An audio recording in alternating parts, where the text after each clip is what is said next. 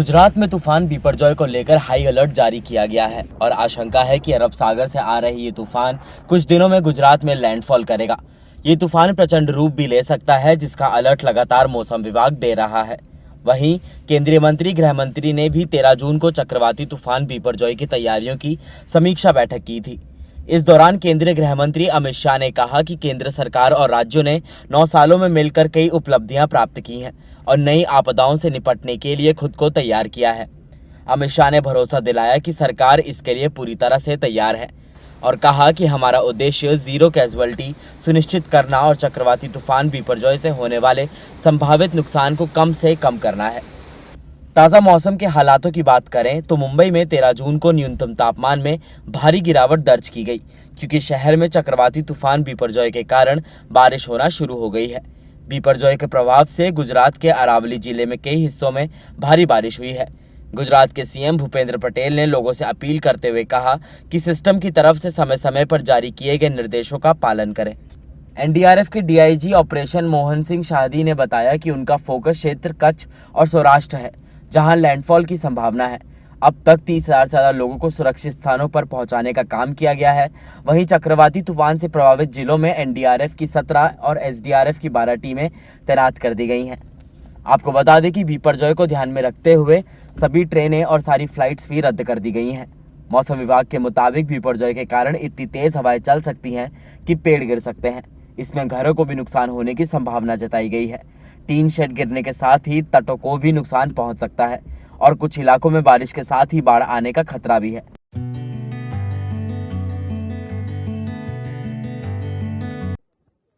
चक्रवाती तूफान बिपरजॉय पूर्व मध्य अरब सागर के ऊपर लगातार उत्तर की तरफ बढ़ रहा है। जहां पहले यह तूफान पाकिस्तान के तट की तरफ बढ़ रहा था, लेकिन इसने अब अपना रास्ता बदल लिया है और अब यह उत्तर पूर्व दिशा में बढ़ रहा है। वहीं मौसम विभाग के अनुसार बिपरजॉय तूफान और तेज हो सकता है और 15 जून को इसके सौराष्ट्र और कच्छ तट तक पहुंचने की आशंका है। इसके वजह से 150 किलोमीटर प्रति घंटे की रफ्तार से हवाएं चल सकती हैं। इस सब के बीच गुजरात में एक विस्तृत निकासी योजना बनाई गई है और प्रशासन ने 8,000 लोगों को सुरक्षित स्थानों पर पहुंचाया है। निकासी अभियान आज भी जारी रहेगा। उधर गृह मंत्री अमित शाह ने इस चक्रवात तूफान को लेकर क्या तैयारियां हुई हैं, उसको लेकर समीक्षा बैठक की। कुछ साल पहले हमारा दृष्टिकोण आपदा को लेकर राहत केंद्र और रिएक्शनरी था। हम केवल रिलीफ और रिहेबिलिटेशन की ही चिंता करते थे। विगत 9 साल के अंदर early warning system, prevention, mitigation और पूर्व तैयारी आधारित आपदा प्रबंधन के नए अध्याय हम सब ने सामूहिक रूप से सामूहिक मेहनत और सामूहिक लगन से इसको जमीन पर उतारा है। आपको बता दें कि इससे पहले पीएम नरेंद्र मोदी ने भी इस तूफान को लेकर बैठक बुलाई थी और पीएमओ द्वारा जारी एक बयान में कहा गया कि पीएम मोदी ने वरिष्ठ अधिकारियों को यह सुनिश्चित करने के लिए हर संभव उपाय करने का निर्देश दिया है कि संवेदनशील स्थानों में रहने वाले लोगों को राज्य सरकार द्वारा सुरक्षित रूप से निकाला जाए। इस बयान के अनुसार पीएम मोदी ने बिजली, दूरसंचार, स्वास्थ्य और पेयजल जैसी सभी आवश्यक सेवाओं के रखरखाव को सुनिश्चित करने और किसी भी तरह की क्षति होने की स्थिति में उन्हें तुरंत बहाल करने का भी निर्देश दिया है। अधिकारियों के अनुसार लगभग 7,500 लोगों को सुरक्षित स्थानों पर पहुंचाया गया है और कच्छ सौराष्ट्र जिले में तट से 10 किलोमीटर की दूरी तक बसे गांवों के निवासियों को वहां से हटाने का अभियान जारी रहेगा। पोरबंदर के 31 गांवों में से करीब 3,000 लोगों को और देवभूमि द्वारका में करीब 1,500 लोगों को सुरक्षित स्थानों पर पहुंचाया गया है।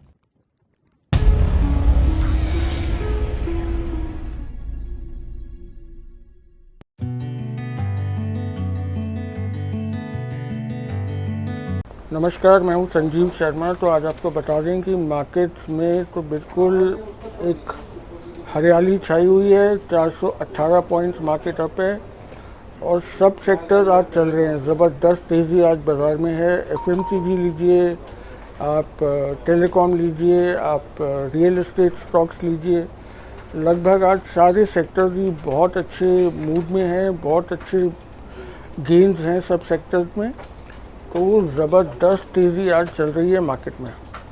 आज एक स्टॉक हम आपको दिखाना चाहते हैं, चैम्पियन कंपनी है टायर्स की, MRF लिमिटेड, और इसका हम आपको एक स्टॉक का दाम बताना चाह रहे हैं। आज ये स्टॉक जो है ये 1 लाख रुपए क्रॉस कर गया है, मतलब इनका एक शेयर जो है MRF का वो 1 लाख रुपए में आएगा। 99950 पे क्लोजिंग है, लेकिन 1 लाख रुपए से ऊपर इसने आज हिट किया था और इसका आज रिकॉर्ड हाई बना है। 1% अप है। अब 1 लाख रुपए का स्टॉक है तो इसका 1% भी जब ये जंप करता है तो 1000 रुपये जंप होता है इसमें। तो ये एक मतलब रिकॉर्ड के तरीके में स्टॉक है। 1 लाख रुपए का एक स्टॉक, इसने आज अपना रिकॉर्ड हाई टच किया है और 52 वीक का भी हाई टच किया है। इसके अलावा देखिए आज तो पूरा मार्केट छाया रहा है। FMCG कंपनीज जो हैं, जो फास्ट मूविंग कंज्यूमर जो गुड्स होती हैं, वो सारी कंपनीज आज छाई रही हैं। जो ये टूथपेस्ट से लेके और जैम और आटा ये सब जो बनाती हैं, वो कंपनीज आज बहुत तेज़ी में हैं। ITC देखिए 2% अप, और सेंसेक्स सारा इन्होंने खींचा है FMCG कंपनीज ने। ITC देखिए 2% अप। टाइटन आप जानते हैं, घड़ियाँ, ज्वेलरी ये सब बनाते हैं, ये 2.25% अप है, 2% अप है टाइटन। एशियन पेंट्स आप जानते हैं, चैम्पियन कंपनी है पेंट्स की, वो लगभग 2.25% है अप। टाटा कंज्यूमर आप जानते हैं कि ये सब तरीके की चाय और दाल मसाले वगैरह सब कुछ ही बेच रहे हैं, तो ये 2% से ज़्यादा अप है। तो आज कंज्यूमर कंपनीज छाई रही हैं, क्योंकि पीछे जो रैली चल रहा था उसमें ये कंपनी थोड़ा पीछे रह गई थी। तो आज ये इनका कैचअप रैली चल रहा है, तो ये सारी कंपनीज बहुत अच्छी परफॉर्मेंस आज इन्होंने दी है। इसके अलावा देखिए आज रियल एस्टेट सेक्टर में रिकॉर्ड सेल्स हो रहे हैं। रेजिडेंशियल यूनिट्स के घर बिक रहे हैं धड़ाधड़ से, तो उसका असर आ रहा है बाज़ार के ऊपर। लोढ़ा डेवलपर्स जो लिस्टेड है मैक्रोटेक के नाम से, 10% से ज़्यादा स्टॉक आज अप रहा है, तो रियल एस्टेट भी बड़ा अच्छा परफॉर्मेंस था। उसके अलावा देखिए टेलीकॉम स्टॉक्स में तेज़ी चल रही है। Tata communications 8% up. उसके अलावा MTNL जो है 4% से ज़्यादा अप ये रहा है। तो ये आज ब्रॉड बेस्ड रैली है, और उसका कारण ये है कि पॉजिटिव है, जो ग्लोबल क्यूज़ हैं वो पॉजिटिव चल रहे हैं। इन्फ्लेशन जो इंडिया में चल रहा था हाई की तरफ, अब एक मॉडरेशन के लेवल पे आ चुका है। इंटरेस्ट रेट सब बढ़ने बंद हो चुके हैं। तो मार्केट में ज़बरदस्त तेज़ी, आपके सामने 418 पॉइंट्स का गेन।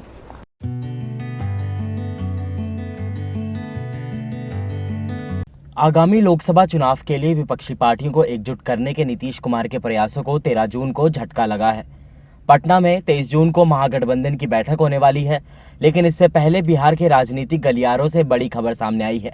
हिंदुस्तानी अवाम मोर्चा यानी हम के संरक्षक जीतन राम मांझी के बेटे संतोष मांझी ने नीतीश कैबिनेट से इस्तीफा दे दिया है। हम एक लाइन में आपको कहना चाह रहे हैं कि हमारी पार्टी का अस्तित्व जो है उस खतरे में था, उसको बचाने के लिए हमने काम किया। देखिए, हम एक चीज आपको बता देना चाहते हैं कि इस जंगल में बहुत तरह के लोग रहते हैं, शेर भी रहते हैं, छोटे जानवर भी रहते हैं, उनको पकड़ने की कोशिश किया जाता है, सब बच जाता है, हिरन भी बच के निकल जाता है। हम लोग बच रहे थे आज तक, आज ऐसा लगा कि नहीं बच पाएंगे, इसलिए अलग हो गया। हालांकि हिंदुस्तानी अवाम मोर्चा के संरक्षक और पूर्व CM जीतन राम मांझी का कहना है कि वो अभी भी महागठबंधन में है। हमारी अभी तो कोई ऐसी प्लानिंग है नहीं, और अभी हम महागठबंधन में हैं। नीतीश कुमार जब तक हमारी बातों की मान्यता लेते रहेंगे तब तक हमसे हटने का क्या सवाल है। जब नकारात्मक कोई बातें होगी, कोई शर्त के आधार पर काम बात नहीं होगी, तभी ना हो सकता है। तो ऐसी बात तो अभी है नहीं। संतोष मांझी के नीतीश कैबिनेट से इस्तीफा देने पर JDU के नेता और बिहार सरकार के मंत्री लेसी सिंह ने प्रतिक्रिया दी है। उनको तो हमारे नेता माननीय मुख्यमंत्री जी ने अपनी कुर्सी तक दे दी, मुख्यमंत्री जी के मुख्यमंत्री पद उनको दिए, तब इससे बड़ा और सम्मान क्या हो सकता है। उनको तो इतना नहीं, नाराजगी कोई नाराजगी नहीं। ऐसा महागठबंधन में जितने भी दल शामिल हैं, उसमें सभी का विचार विमर्श सब उसके अनुसार काम होता है। वहीं इस पूरे घटनाक्रम पर बिहार सरकार के एक और मंत्री जमा खान ने कहा कि महागठबंधन का एक लंबा परिवार है और परिवार में हमेशा छोटी मोटी बातें होती रहती हैं। बताया है, ऐसी कोई बातें नहीं है, लंबा परिवार है, सब लोग मिलकर रहता है, काम करता है। कई छोटी मोटी बातें होंगी, बैठ कर बात कर लेंगे, ऐसी बात नहीं। कंफर्म किया कि इस्तीफा देने 10 मिनट में राज्यपाल को जा रहे हैं। ये जानकारी आप दे रहे हैं, मुझे नहीं जानकारी है।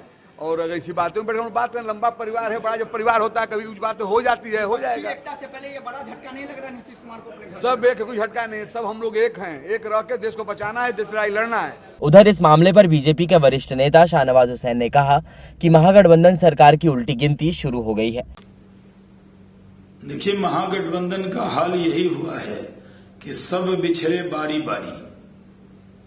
आज जीतन राम मांझी जी के बेटे संतोष मांझी जी ने मंत्रिमंडल से इस्तीफा दिया है। महागठबंधन सरकार की उल्टी गिनती शुरू हो गई, क्योंकि जिस तरह का दबाव बनाया जा रहा था उन पे, उस पे उन्होंने त्याग पत्र दे दिया। और नीतीश कुमार जी बैठक कर रहे हैं, 23 तारीख को विपक्षी दल को इकट्ठा कर रहे हैं। यहाँ खुद जो उनके साथ एक मजबूत हिंदुस्तानी अवाम मोर्चा पार्टी उनके साथ जुड़ी थी, जो पूर्व मुख्यमंत्री जीतन राम मांझी जी की पार्टी है और गरीबों की पार्टी है, उसने साथ छोड़ दिया। तो बैठक से पहले ही बड़ा झटका महागठबंधन को लग गया है।